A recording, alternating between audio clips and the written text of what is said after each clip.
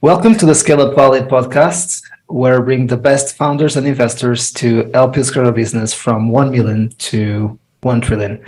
Today's guest is a very special one. His name is Scot, the CEO at Spiffy.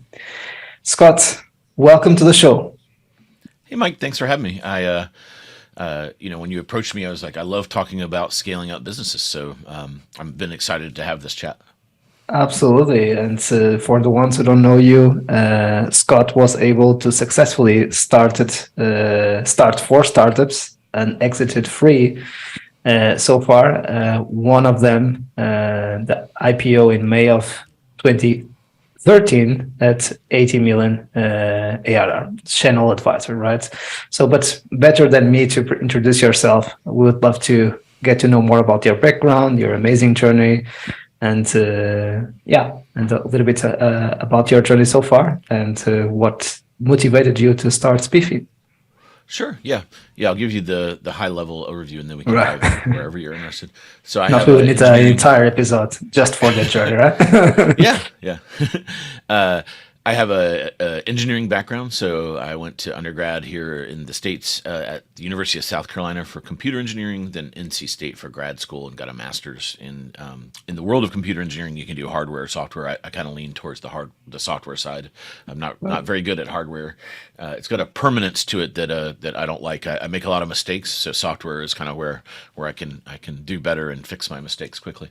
And then went to work for a startup out of school and realized that I really like startups. And this was in the north area of the United States, but I'm from the south, and it was a lot of snow, and I don't really do well in cold climates, I realized. So I moved back to the area here in North Carolina and started four companies. The first company was really, it was a great first company for a tech founder because it was in the engineering, the software space of, it was called Stingray Software, and we developed C++ widgets that other developers could use. Today we would call that dev tech. Got it. Because I understood the customer because I was the customer. So that was a Right. good first company. And then it's easy to market to developers. You kind of take your budget and you split it in half, and you put half on pizza and half on beer, and you put those things on a table, and it's like pigeons. Developers flock to wherever you are. So marketing's pretty easy on that.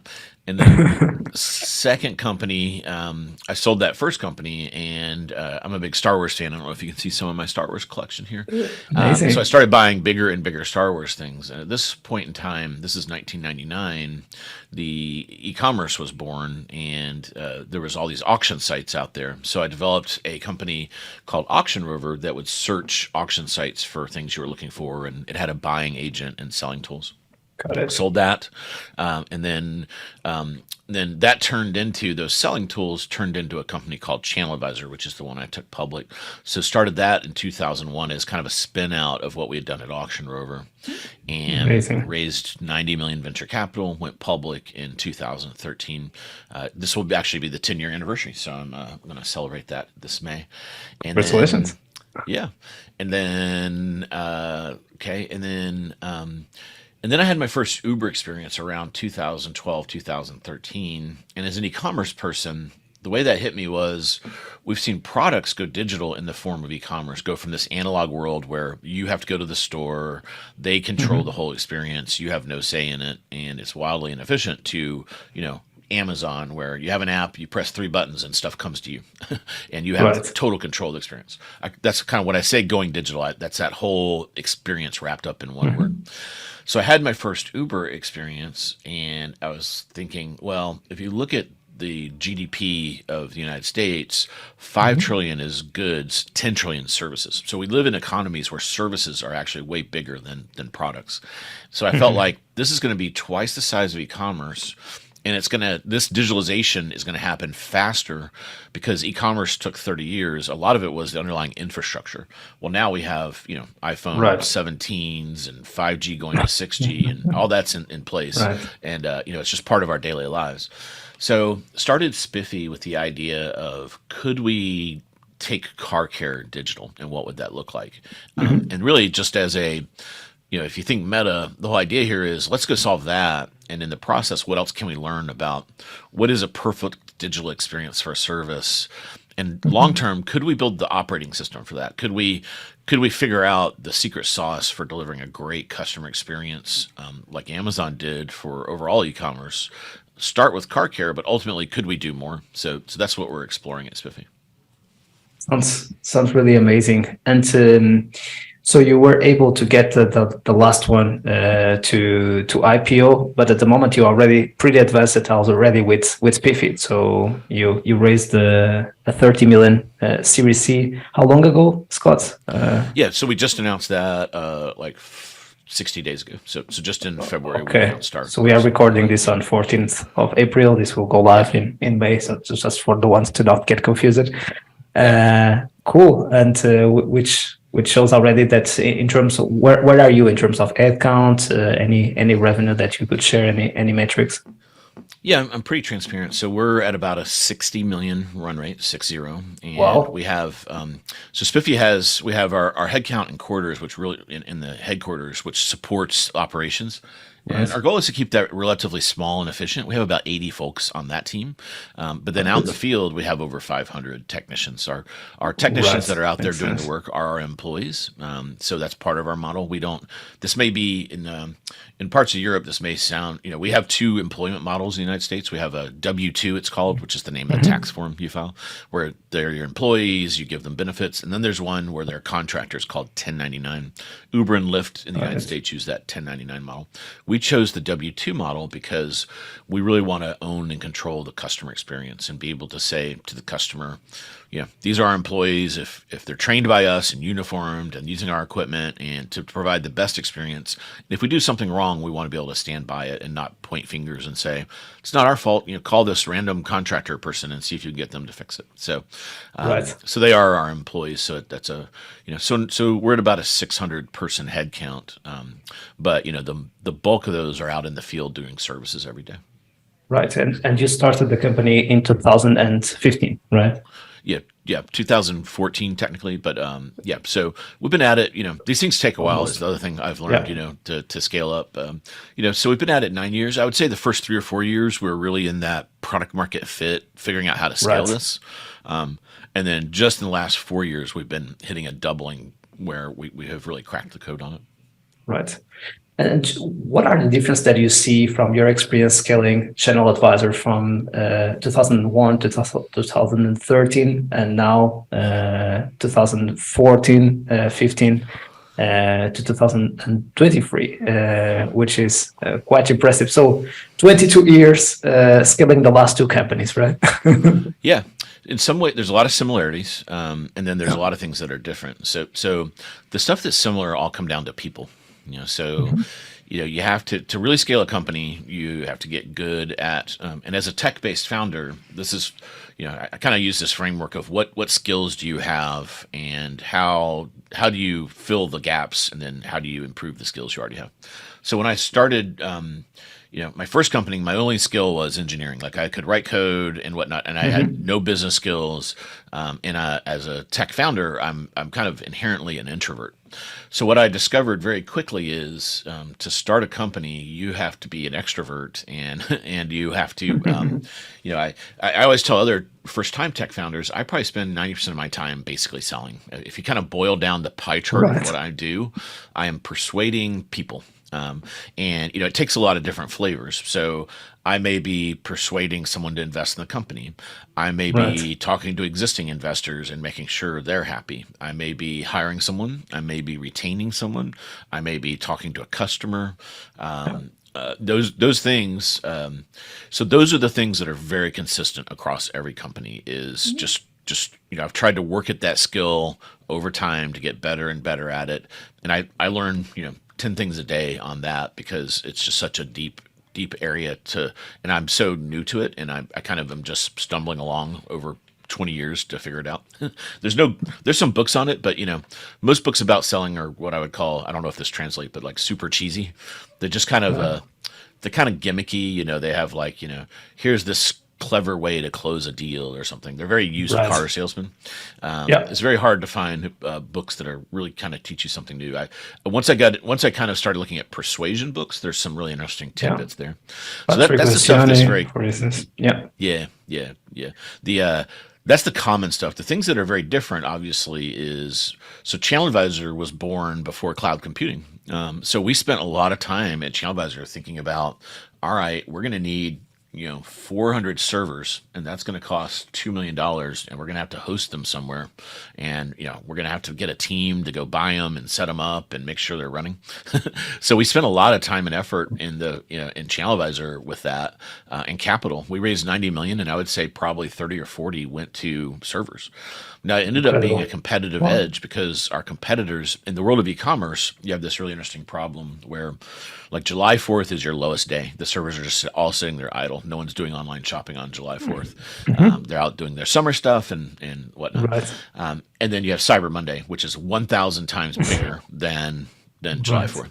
That's a hard computer science problem because you're dealing with this really crazy logarithmic scale of things you have. Right. So you're buying all these servers and they're sitting there idle except for basically a 45-day period where all the transactions happen. Fred Smith at FedEx, he's the CEO of FedEx. He calls it building a church just for Easter Sunday.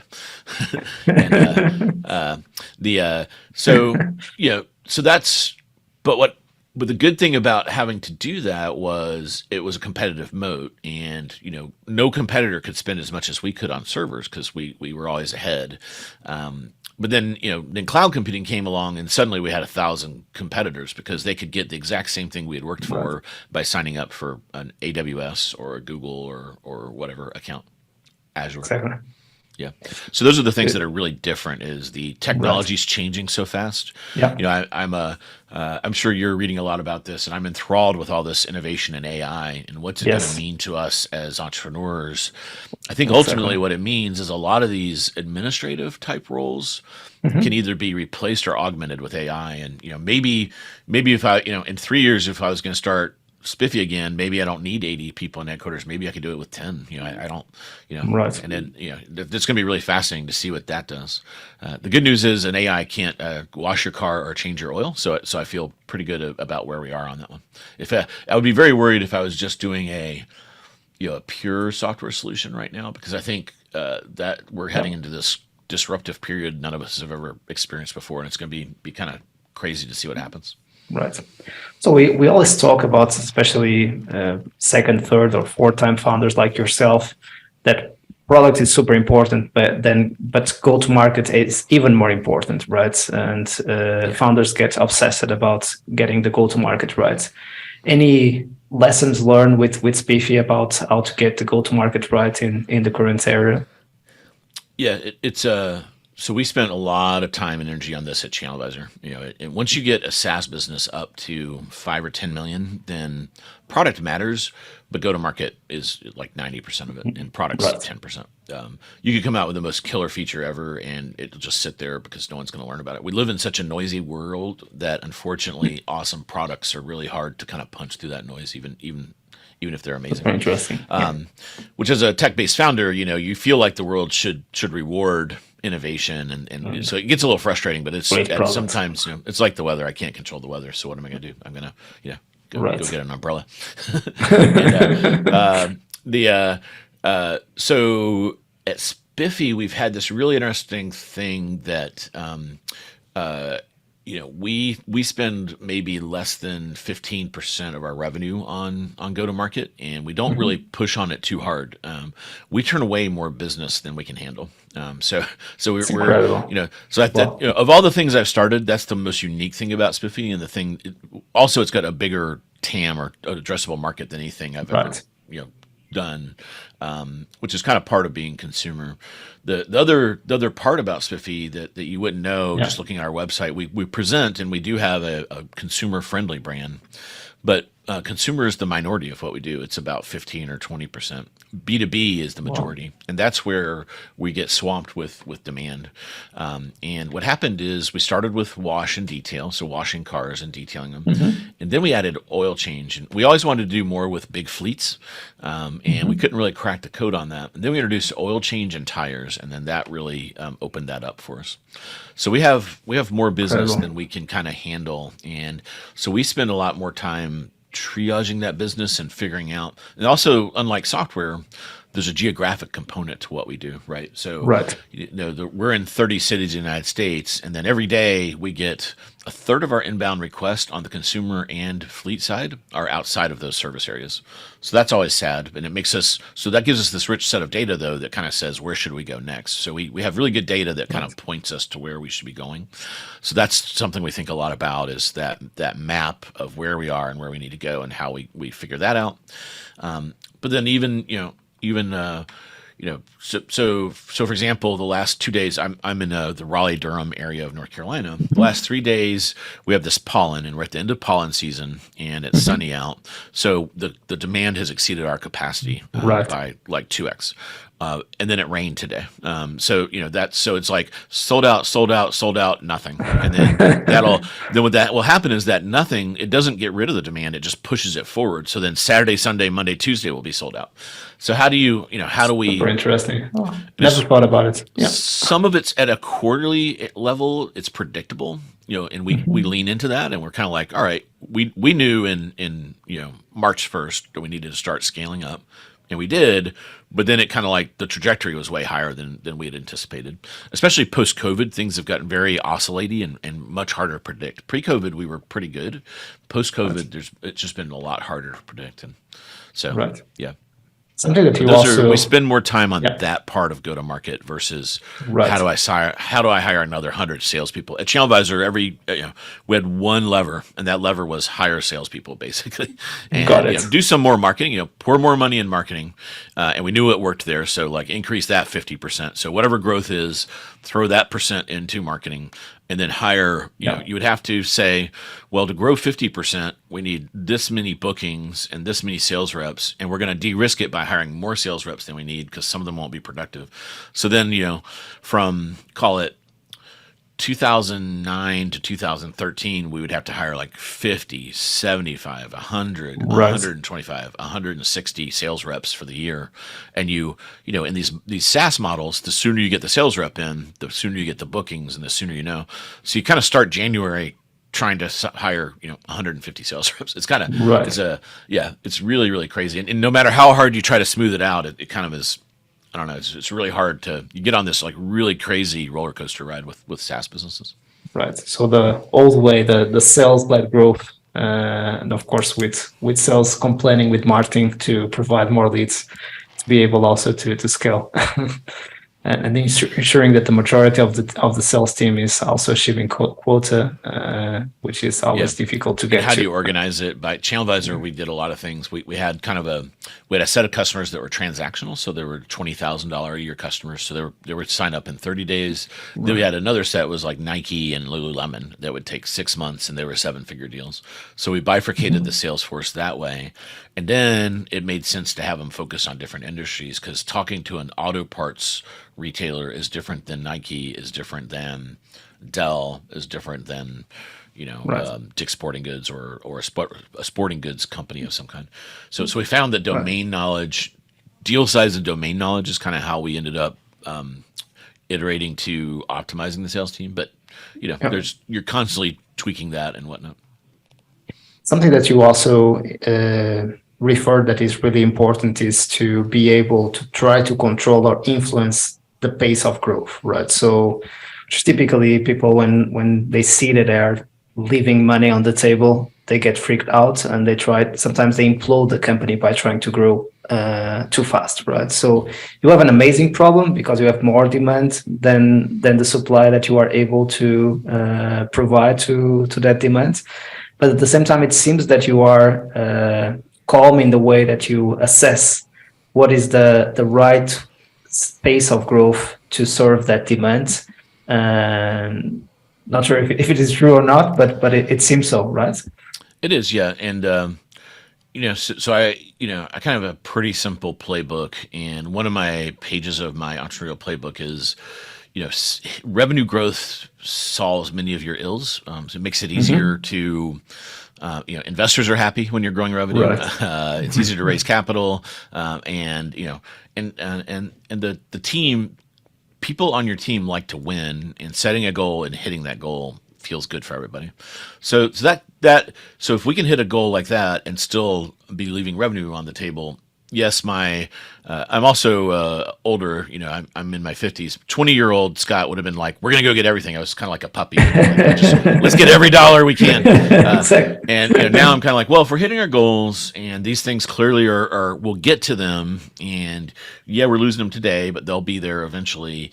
I think there's kind of more of a slow and steady kind of mindset. And then also, this business, when I pitched VCs early on, so this is like, what I'll say about Spiffy is this is like probably the most unfundable business I've ever started, because we have high head count, we have vans, we lease the vans, but VCs, it makes it very easy for them to say it's asset heavy, which is kind of a death quadrant for them. And we're a service business, right? So you can imagine pitching, that's like, each one of those is a strike with the VC, and I just roll in my first slide, I've got 3 strikes. So it's tough.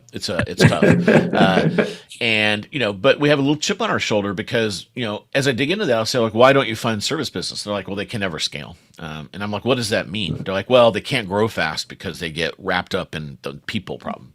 I was like, but I don't know.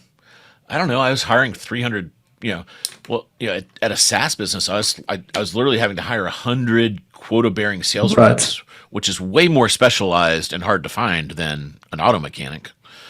So help me. So I couldn't logically parse why.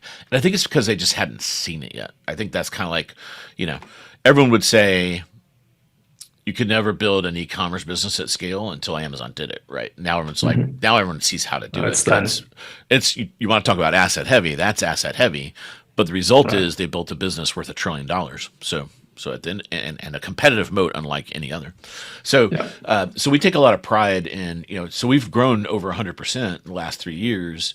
Amazing. And we've proven you can do that. And, it's actually easier. It's easier than scaling ChannelAdvisor because it's a lot easier to find mechanics than it is, quota-bearing sales reps that know how to sell e-commerce software. That, those are I won't say unicorns. Those are kind of like, very, very hard to find, very rare, and it's much easier to find a $20 an hour mechanic. Just kind of logically it makes sense. And so part of the other thing is, but we could grow faster. The demand is there, but you can kind of see there is an edge of how fast we can grow. And part of it is we could grow faster, but we'd have to, if we had 100 people at headquarters, we could grow faster. So there's a balance of how much cash we invest in kind of forward, just like a SaaS business would do, and how fast we grow. So that's another input into that decision to we've settled in, 100% growth last couple of years. This year we're going to grow 65%. So because the numbers are getting large, absolutely, and it feels like that's kind of right. Already, So it feels like we'll do 80 million this year, and that feels right, kind of given where we are. So the other fun thing, the fun thing about doing what we do here in startup land is we're creating something no one created before. There's no roadmap. We're just figuring it out every day, and that's both exciting and scary at the same time. And so there's no rule that says what we have to do. So we have to decide it and use the information we can and all of the inputs to figure out what is that output going to look like. Right. And tell us a bit more, Scott, about the fundraising journey with Spiffy. So again, you started in 2014, 2015. When did you raise the initial round? So until you get to Series C. Recently. Yeah. And I'll give you a little background on fundraising. My first company, Stingray Software, I tried to fundraise, and I probably did 20 pitches and got nothing but no's. I was ridiculous. I was both ridiculously bad at it and didn't really understand the game, I guess you would say. And the biggest problem at my first company was we were profitable, and all the VCs would say, and the TAM was small. I didn't know to call it that, but they would say we couldn't invest in you and return the whole fund. I didn't know what that meant. I was like, do they really expect every investment to return a whole fund? These guys must just be making what you are talking about. yeah, they're supposed to be making like 1,000x if I do the math. Many of them really liked what we're doing, but they would say the worst thing I could do is give you money because you're profitable and you figured this out. And I was kind of like, well, then what's venture capital for? Yeah. So then my second company, I never made a dime and finally figured out how to raise capital. So that's part of the secret is to never get to profitable. not have a profitable business. Yeah. You got to have a path to profitability, but you almost like never want to really get there. Exactly. That's an important point. Yeah. Yeah. So at Spiffy, when we started it, I self-funded it for a while. So I've had enough success. I can self-fund it. And then got it to a phase where I thought like we could do kind of a seed round. And I knew enough local VCs that we were able to do a seed round. Then I was kind of in Death Valley and I would go pitch. I thought we would get a lot of consumer. At that point in time, we were almost all consumer. So I went to a lot of the consumer-oriented VCs. And what really hurt us was the first generation of on-demand economy companies imploded. So a lot of these companies would raise big money from SoftBank and whatnot and go out of business. A famous one was called Lux, Luxe, and it was on-demand valet parking. So there was an app, and you would be at a parking deck in San Francisco. You would press a button, and a valet would come out and go park your car. So their unit economics were they charged you $5 and they paid $30 to go pay the car. So their gross margin was like minus $25. Wow. So they burned through $100 million very quickly, and thus so I would go pitch. So the 10 companies I pitched it, they all had lost hundreds of millions of dollars and said they would never invest in this space again. So that was tough. And then everyone else I pitched, they were like, we only do B2B SaaS. That's the number one thing I hear. We don't do service business, asset heavy, and your consumer. So we have like 10 strikes against us. But then what happened is, I believe, so there's a couple schools of thought on pitching. I've been at this 4 times. A lot of people think you should just be able to call 10 VCs and get a check. That's not, maybe I'm broken, or I like to think my ideas are so wacky that I kind of hit the reset and I'm starting back at ground zero. But my general overall view is I am a promiscuous pitcher, so I will pitch anybody. Some entrepreneurs feel like I'm only going to pitch. I have one shot at Andreessen Horowitz, and in 2 years, I'm going to go meet Jeff Jordan, and I'm going to have the perfect pitch. Right. My thinking is I'll pitch anybody because I use it to get better. And what I have found over my career is every no is a path to a yes. So that's what happened here. So a bunch of these people said no, and then I would say my secret sauce question is, why? I want to understand why they're saying no, so I can feed that back into the process. Some of it I can't change, right? I can't change our business model, but maybe I can chip away at it. If they say service businesses don't scale, maybe over time I can say, how could I convince them that we've figured that out? And then after that, I'll say, do you know anyone that may be interested in this? And what I found is some of the VCs said, well, we have an LP that's a family office, and they come from the convenience store world. They may be interested in this. So I started to discover this family office, and I'd never, I've raised a lot of capital, and I've never talked to a family office in my life. So what we did is we put together a seed plus round of family offices. What I found was I would go pitch the family offices, and they would say, I love this business. And I was like, I almost said why, because I'd gotten so many no's. Exactly. And they're like, well, I come from the grocery industry.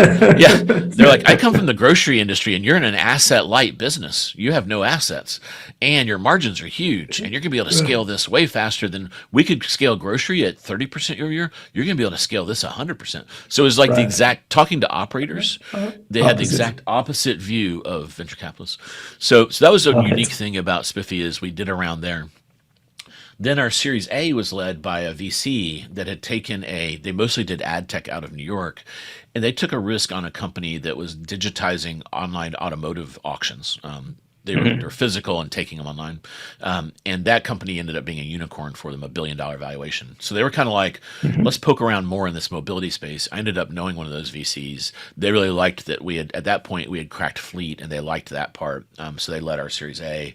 And then what I found is once we got up over 20 million, then then we kind of become there's this famous Jeff Bezos story where they bought this company called Woot, and the founder had a breakfast with Jeff. Why'd you buy this company? He said, you're kind of like breakfast octopus, which was on the menu where they were having breakfast. He's like, what do you mean? He's like, we don't know how you're doing what you're doing, but you make us curious, and we figured we want to own this to kind of like crack the code on how you're doing this. So I think we're kind of like this, this three-eyed monster that people are kind of like, this shouldn't exist, and it sparks their curiosity. And as they dig in, they kind of and if they can track us for a while, so at first they'll come and they'll say, well, I'll present a plan, and they'll say, that's crazy, no service business can grow 80%, and then we'll grow 100%, and they're like, wow, how'd you do that? And then we'll say, here's exactly how we did it, and then they kind of we have been able to chip away at that belief, but it's because we're at a scale now that makes them curious. Right. So, and you were at Series A, and then how things evolved into Series B, Scott? Yeah. Series B, we were just going to do an inside round, and this company came to us at the last minute called Edison and said, we want to put 20 million into the Series B. Well, we already were mostly full, so we let them put a little bit in, and then that teed them up for the Series C. Yeah. So Series A was led by Tribeca. Series B was an extension of that with a little bit of Edison, and then Edison led Series C. So, and the crazy story in terms of fundraising. So you had an exit and three companies before Spiffy to talk to.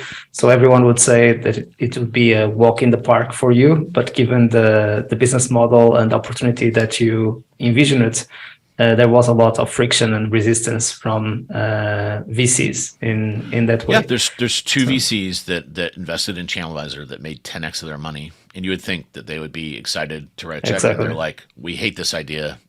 If you did B2B SaaS, we would write you a check right now, but this is the craziest idea we've ever heard. One of them said, we don't want to invest in Spiffy because you don't use the phone enough. And I was like, what's that mean? They're like, well, Uber does a lot of cool stuff with the phone that you don't use. Like the GPS is kind of integral to the, and I'm kind of like, I don't understand. Right. But you were seeing objections after objections. So it seems that, again, it was very counterintuitive, your vision. And it seems that investors were not getting the term, the speed of growth, the business model working, the differentiation. And at a certain point, this will not work. When the metrics start coming, this maybe will require a lot of capital, and this will not grow fast enough at scale. And now you are proving that all of that is possible, and you are getting close to 80 million this year. So you are getting to that 100 million and getting ready for IPO or strategic acquisition, right? Yeah, we'll have to, on the topic of exits. First of all, as an entrepreneur, there's never an exit. I've learned that. So even when you sell your company, you're back in before 2008. Acquirers would lock you in for a year. Now they lock you in for multiple years. So you're gonna be with the company for another many years after you sell a company. So everyone should wrap their head around that one.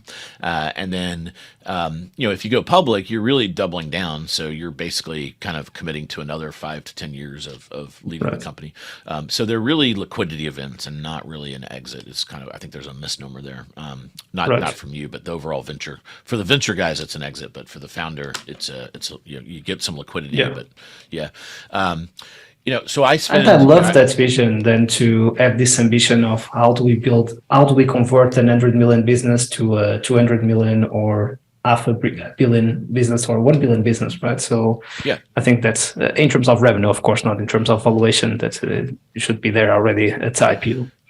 Yeah. And I always tell first time founders, they're like, how much time should I put on my exit slide? I'm like, I don't have an exit slide because I don't want the investor to think that I spend time thinking on it. I spend almost no time thinking about it. You should put 99.9% of your time on the, all right, if we're at 80, what's 160 look like? What's 300 look like? How do we, and we're not going we're not going to do anything today, but you need to have a sketch of what that looks like. And, what's fun at Spiffy is we have these three levers of the different geographies we can be in, the different service types, and then also the different types of customers. So there's consumer and fleet at a high level, but now we've got two flavors of consumer. We have office and home, and then we have, with fleets, we've got like 6 different flavors. So there's a lot of complexity inside of fleets. So it's kind of a fun, I kind of imagine them as Lego blocks, like here's what the $80 million set of Lego blocks looks like. How do we, what's 160? Is it just more of those Lego blocks, or do we need a new type of Lego block we're going to have to kind of introduce now or in the next year to get to that next kind of big leap of growth? Right. So spend more time on that than planning an exit, and then the exit will come to you. If you can identify a big market, disrupt a lot of incumbents, and be the number one player, then exits, liquidity events will come to you. Absolutely. I know that you are very passionate about how to leverage disruptive waves to build great companies, and how to digitize brick and mortar businesses, kind of those services business that we've been talking about that Spiffy is doing in terms of car care. And I completely understand the pain that it is to need to go wash your car or change the oil or change your tires. I think that everyone can relate to that pain and the time that we waste. And how difficult it is to get it done, and how amazing it is and convenient to get it done at home or at office, and just leave the car. It will be solved, and then when you need to leave office or home, it is working already. So what are some of your thoughts about these trends that we are seeing, and what are the waves that we see opportunities to disrupt nowadays? Yeah, a lot of my thinking here comes from studying Amazon over the last 20 years. I'm a huge Amazon geek, and it's just endlessly fascinating. So there's a lot of cool things about Amazon, and so at ChannelAdvisor, I would go out to the West Coast every quarter and meet with Google. So I've met all these really big, famous companies, and they all have a different culture. At Google, you have this set of like 100 engineers that basically run the company, and everyone else kind of pretends like they do stuff, but they really don't. And they're all spoiled, rotten there at Google. I literally was touring one time with an engineer, and they didn't have fresh coconut milk, and his whole day was ruined. I was kind of like, all right. That's crazy. You're not going to survive. If you ever have to leave Google, you're not going to survive. It was basically like being in this kind of, and this is like a 35-year-old man that basically was like living at home with his mom, kind of like in a luxury kind of resort kind of thing. And then eBay is interesting because eBay is run by a bunch of McKinsey, Bain consultant type people.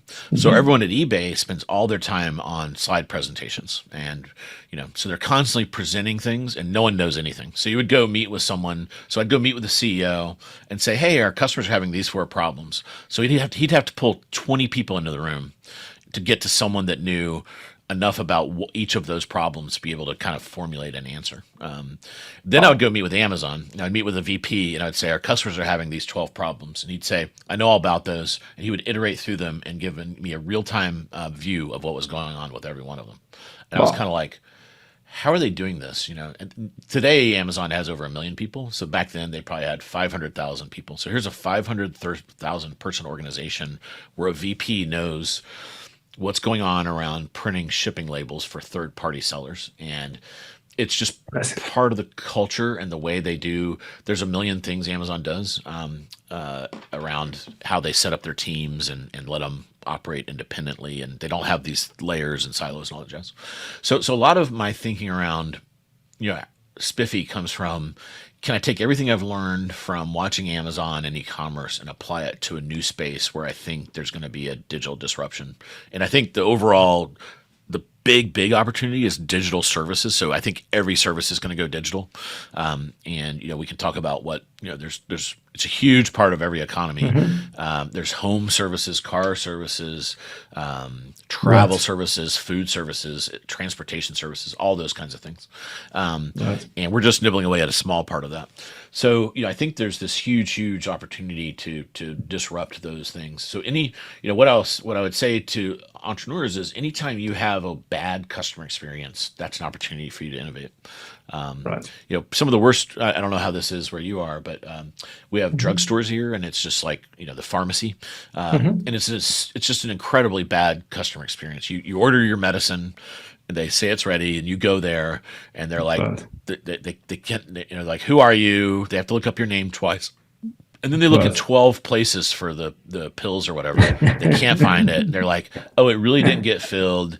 Then you have to wait there 30 minutes. Then it ends up being an hour. It's just like ridiculous, like it. And it's so obviously, I don't understand how it could possibly be that bad. Yeah. So that's just like, that's something that has to be, it's just so easy to create a better customer experience that, and as you go through your life, those are the things that are huge opportunities. There are people. What I've learned is they're in the consumer behavior world. There's a convenience-oriented consumer and a value-oriented consumer. The value-oriented consumer is driven by price. So to get them, all you have to do is have a better price. What's more interesting to me is that convenience-oriented consumer, because if you can save them time, they will Right. be very loyal to your brand. The value-oriented consumer will leave you for a nickel, for 5 cents. They have no brand Right. loyalty. They're loyal to price. And the convenience-oriented consumer, you build up goodwill with them the more you make their life easier. And so that's a really interesting set of customers to go figure out what they need and how you can deliver things for them. Right. Amazing thoughts, and I really see a lot of startups trying to disrupt the home services kind of industry. I still feel there is space for new business models and for better execution. So, Yeah, and a lot of them try to definitely, do marketplaces. I'm a huge fan of like ChannelAdvisor was all about marketplaces, and I love product-based marketplaces. You can't just yank that out and put it here. Uber and Lyft have done that very well, but it's because what happens is in the service world we're under service. There's not enough people to do the services. So the way Uber and Lyft solve that is they take an right. individual that has time and then they put them in. And that's because the requirement is, do you have a vehicle? Are you not a serial killer and you can drive that vehicle from point A to point B? So hopefully that's a pretty low bar. And but if the requirements are you're really good at cleaning a house, you're an auto mechanic, what we decided is we can't do a two-sided marketplace here because we're going to have to go build the supply. We're going to have to figure out the secret sauce of how do we go add 30 automotive detailers to every city, because there's 5 and that's all, and there's a marketplace on top of those 5 isn't going to solve the problem. It's just going to make them busier, Right. And it's not going to have a better customer experience. Yeah. So I see a lot of startups in this space just building lead gen and marketplaces, which are great ideas. I don't think a lot of them are going to work because at the end of the day, you're not really. It's a different problem than in the product world. Right. Did you use or leverage M&A to grow your previous companies or Spiffy, or it was all organic growth? Yeah. Yeah. So at ChannelAdvisor, we acquired 4 companies. So we had one that got us into Amazing. the search space. We did some companies. So there's a lot of companies that looked like us, but were international. So we acquired a company out of Berlin. We acquired a company in Nice. France. We acquired, we kind of acqui-hired a company in China. And yeah, so we did that. And Perfect. then here at Spiffy, what we've done is similar kind of thing. What happens is, so technologists will try to build this and then they'll kind of flame out before they get to 1 million. But then operators will start this and they'll hit a ceiling at about 1 million because they haven't built the software infrastructure. And then they tend to call us and say, hey, could we join up with Spiffy? So we've done 3 or 4 acquisitions. We did one relatively big one where once we got into fleets, our biggest segment of fleets is rental car companies. We found there was a company in Florida that had kind of cornered the market on oil change for rental car companies. So we ended up competing with them vigorously, and then they kind of waved the white flag, and we were able to acquire them. That was a pretty big one that we did in 2019. The other ones have been relatively small. Right. Yeah, I think that's an interesting topic to talk more about M&A to grow companies and to do it well. So I'm seeing more and more that happening at earlier stages of the scale up stage, right? So typically in the past, I think that only after 20 or even 50 million ARR, we would start thinking about acquisitions. Nowadays, I'm starting to see it even at 5 million or 10 million ARR or in revenue. So to use that as an opportunity to grow quicker and to be able to have access also to a customer base with a lower CAC in a certain way and in a smaller amount of time, which is also important for these kind of companies, right? Yeah. There's the pros on acquisitions. You covered them. The cons are most of them fail. So you have to be really, and they take a lot of energy. Yeah. So you have to really think about. I kind of use this metaphor as the juice worth the squeeze kind of a thing. So you don't want to acquire something too small because it takes a lot of energy, and Correct. you don't want to acquire something too big because it can be really hard to digest and cause distraction. So it's one of those things I wouldn't say I'm super good at, and always trying to learn more about how we could do it better and think about it. At ChannelAdvisor, I would say half of them worked out okay. At Spiffy so far, all of them have worked out. Well, we had early on, we acquired a couple apps, and those didn't. So I think we had two that I would argue didn't work. And then as we've gotten more into fleet, that's really worked. The B2B side is much easier for us to make work. Yeah. And it's interesting that you are saying that, because that was my feeling. When any founder would talk to me about acquisitions, I always walk away because I always saw that failing. But what I'm seeing is now we have, like you, for first, second, third time founders who had that experience, who failed at M&A and now are able to do it right and fix the mistakes that they've done in the past. So it is possible, and maybe it was not working also because we didn't have the skills to do it correctly, right? So at least that's what I'm observing, because I had the same initial reaction. Oh, let's think about organic growth, forget M&A, because usually it will only distract us and maybe make us waste our precious resources and time. One of the main reasons they fail a lot of times goes back to the people side of things, where, the way I would do M&A before was I would say, all right, we're going to bring you in the company, and, you'll stay on and, run this product. But then once you buy something, you take the sales team away from that entrepreneur, and, then they get frustrated because they're like, your sales team sucks. They're not doing things the way I would do. And then they leave. Right. Now, again, taking a page out of the Amazon playbook, I've kind of thought, maybe it's okay for them to have their own salespeople. Why not? Your VP of sales isn't going to like that, but let's try it out. Let's kind of say, let's give this a year, let them have their own sales team and see what happens. And, so what I've kind of moved my pitch over to the entrepreneur being, you're going to run relatively autonomously in here. And, so that's actually no different than what you're doing today, other than, it's going to be less risky because you're in a bigger company. But what I'm going to add to your skill set is you're at a $10 million company. We're 60. I'm going to be super transparent, and I will share with you what goes on in board meetings, how I'm raising capital. Because what I want you to do is I want to build your skill for your next company to be learning from how I'm doing this, because I'm a couple of steps ahead of you.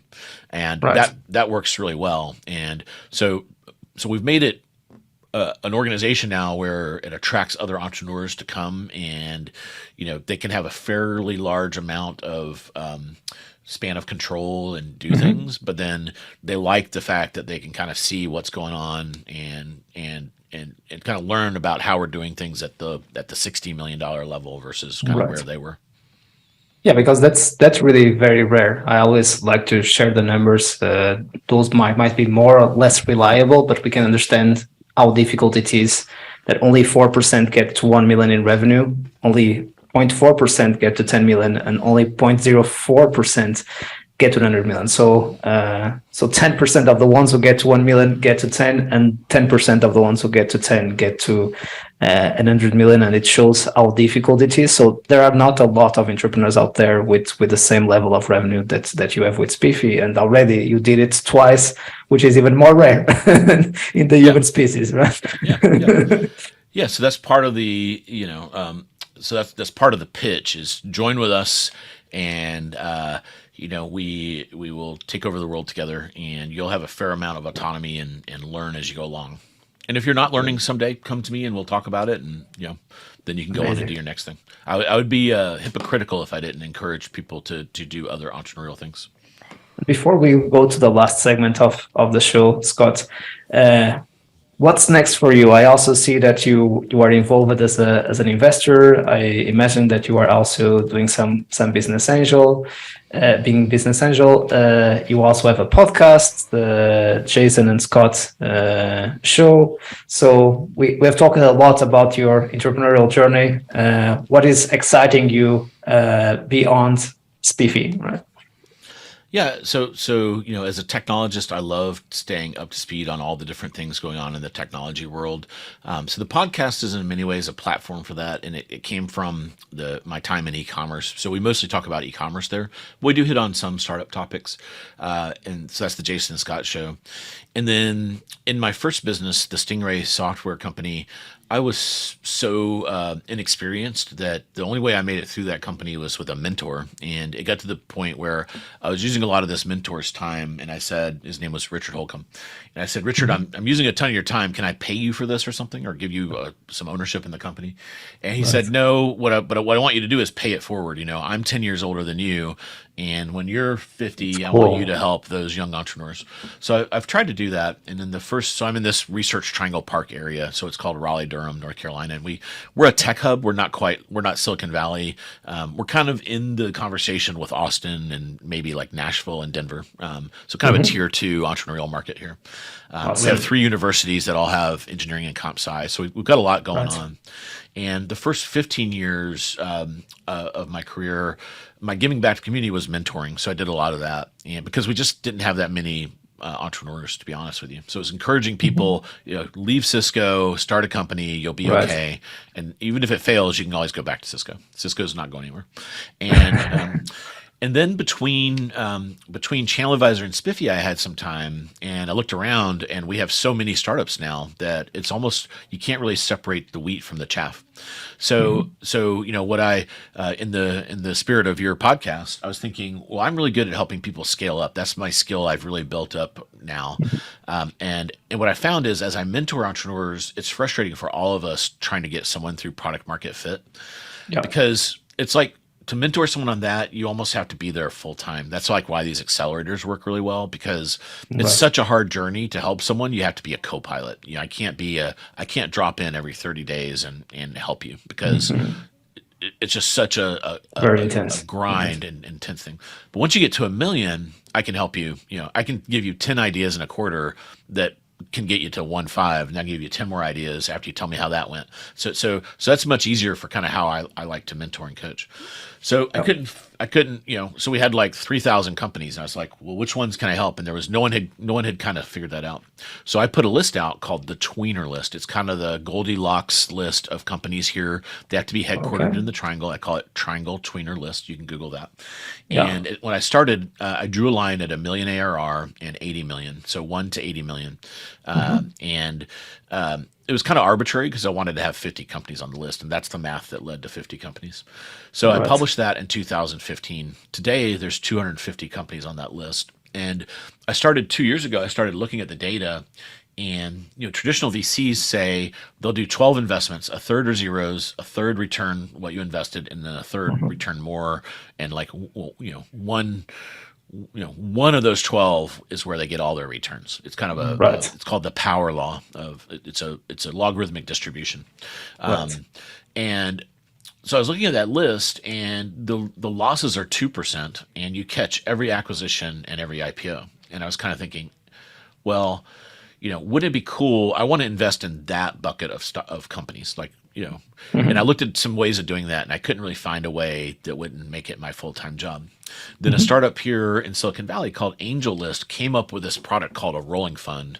And it's as if a closed fund, which is traditional VC, and a syndicate had a baby. And so it's got all the benefits of, it was kind of perfect for what I wanted to do. So I launched a rolling fund in the first quarter of 2022. And so far, what we do at this Tweener fund is, it's kind of the sister to this Tweener list. We invest Got it. $50,000 in every company that hits $1 million ARR in the Research Triangle Park area. So it's like building an index. So, in the stock market, you could go buy a mutual fund, which is someone picking winners, which is traditional Exactly. VC, or you can buy an S&P 500 index. We're building the S&P 500 index for Triangle startups. So Love it. that's kind of the long answer. But it's been fun. I really enjoy talking to other entrepreneurs. It kind of helps me scratch that itch of learning. A lot of them are in Yeah, machine learning and AI, so I get to kind of see what's going on in that you're world. up to speed. Um, but Yeah. it's really only 5 to 10 hours a week, so it's perfect for kind of where I want to. Spiffy's my full time 99% job, and then I Right. spend a lot of my extra time on supporting the ecosystem here. Love it. Sounds really amazing and super innovative and an inspiration to other entrepreneurs out there on how to support their communities. So let's go to the last segment of the show, Scott. If you would have the opportunity to have a coffee with yourself at the beginning of Spiffy, what advice would you offer to your younger Scott? Yeah, I would tell myself to trust my gut more. When you're a first time entrepreneur, you have a lot of self doubt and, um, you kind of have imposter syndrome a little bit. You're kind of like, wow, I got lucky with that first company. Could I possibly do that again?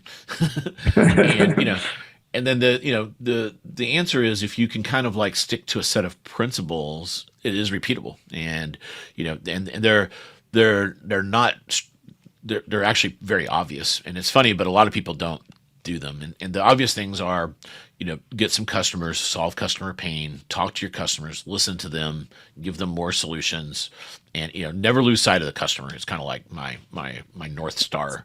There's a lot of other things around people and persuasion and all, but that as long as you do that, it's almost hard to fail, because hopefully you're delivering customer value, and then that creates an economic engine. And where a lot of people get wrapped up around the axle is they get so excited about the technology they don't ever talk to a customer, and Right.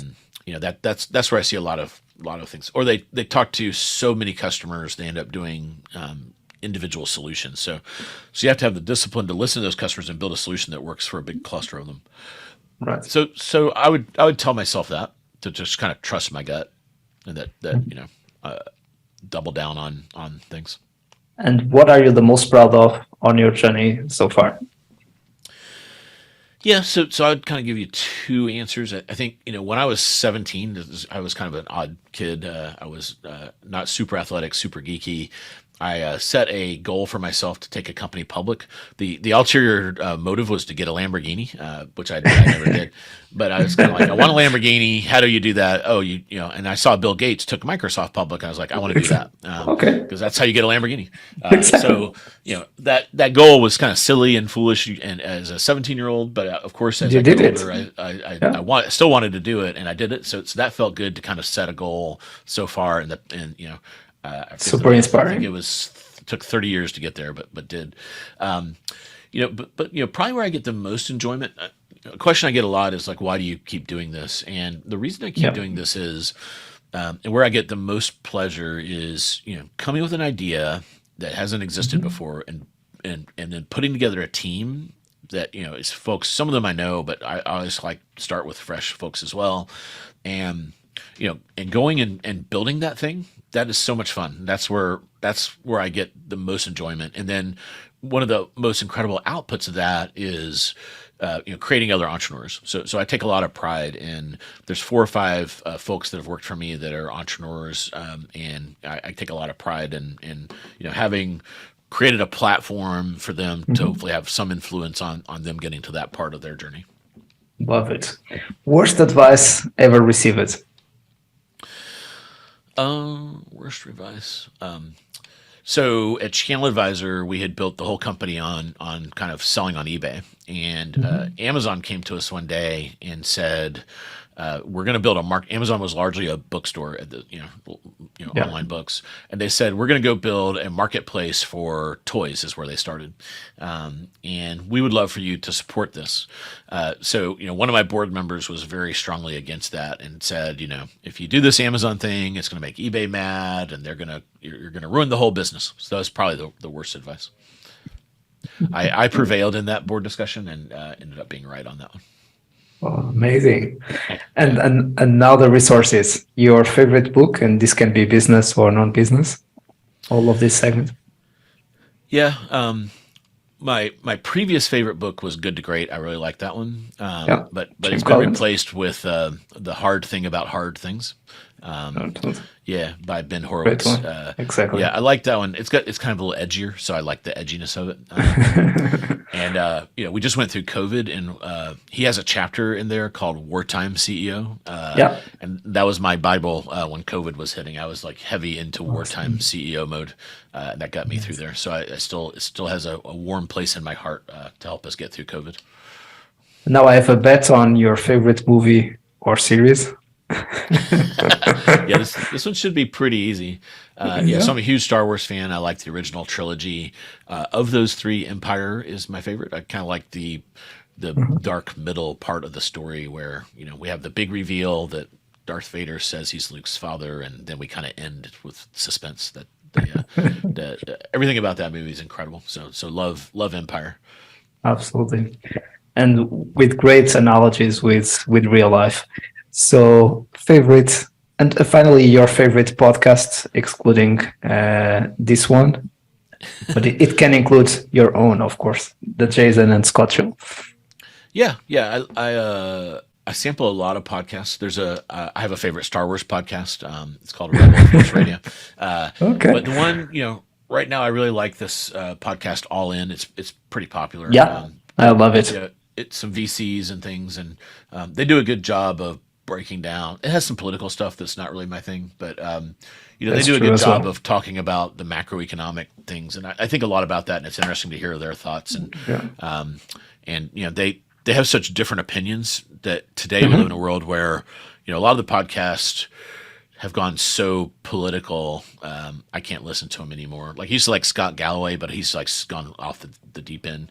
And I like that they can have counter views and not hate each other and shut down the conversation. So Right. that's very increasingly rare in our environment here in the United States. Yeah, or say all the same thing, right? So Yeah. they are able to disagree and respect each other and have valid arguments about the disagreement Yeah. and respectful disagreement. Yeah, and what you find is when people get super religiously locked into an idea, they can't argue the other side. So I like how they have a core principle of being able to argue. If you can't argue both sides of something, then you're not really being intellectually honest. And so there's a lot of things they do there that Great kind one. of are a good structure that I like to kind of replicate. Scott, your journey is simply amazing, and I'm really impressed by the plans for the future and your ambition and your attitude to keep supporting the upcoming generations to build new companies, and as you keep scaling companies yourself. So thanks so much for making the time, and you are always invited to come back. Thanks, Mike. And if you're ever over in the United States, let me know. And then when we launch in your part of the world, I will look you up and we'll have a coffee. Absolutely. Looking forward to that opportunity. And to our community, thanks for being there. We keep bringing you the best of the best to make your life a little bit easier as you scale up your company. See you soon and keep scaling.